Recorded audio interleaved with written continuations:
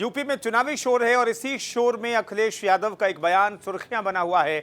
अखिलेश यादव का ये बयान ऐसे दिन आया था जब देश सरदार पटेल की जयंती के मौके पर एकता दिवस मना रहा था और अखिलेश यादव जिन्ना का गुणगान कर रहे थे। अखिलेश के जिन्ना प्रेम पर बीजेपी अब सवाल उठा रही है। जवाहरलाल नेहरू जिन्ना एक ही संस्था में पढ़ करके बैरिस्टर बनकर के आए थे।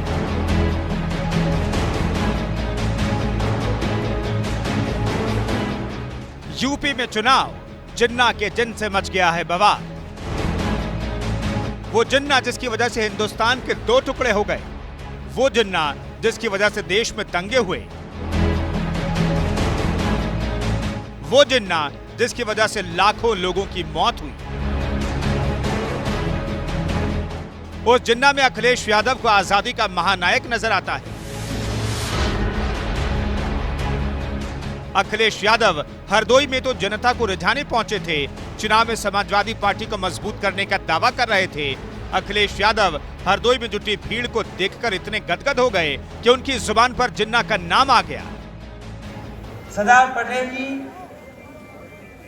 राष्ट्रपिता महात्मा गांधी, जवाहरलाल नेहरू जिन्ना एक ही संस्था में पढ़ करके बैरिस्टर बनकर के आए थे। एक ही जगह पर पढ़ाई लिखाई की उन्होंने, वो बैरिस्टर बने, उन्होंने आजादी दिलाई।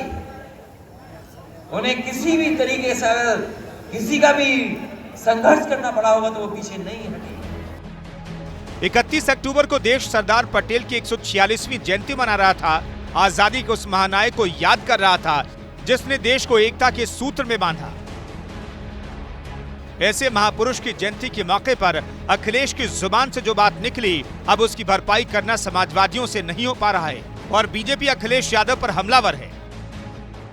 कल मैं समाजवादी पार्टी के राष्ट्रीय अध्यक्ष का वक्तव्य सुन रहा था। वह देश तोड़क जिन्ना से इस राष्ट्र को जोड़ने वाले सरदार वल्लभ भाई पटेल की तुलना कर रहे थे। भाइयों बहनों, ये वक्तव्य अत्यंत शर्मनाक है। भूल से या फिर जानबूझकर अखिलेश यादव की जुबान से जिन्ना का जो जिन्न निकला है वो यूपी चुनाव तक अखिलेश यादव का पीछा छोड़ने वाला नहीं है और न ही बीजेपी जिन्ना के जिन्न को इतनी जल्दी गुम होने देगी।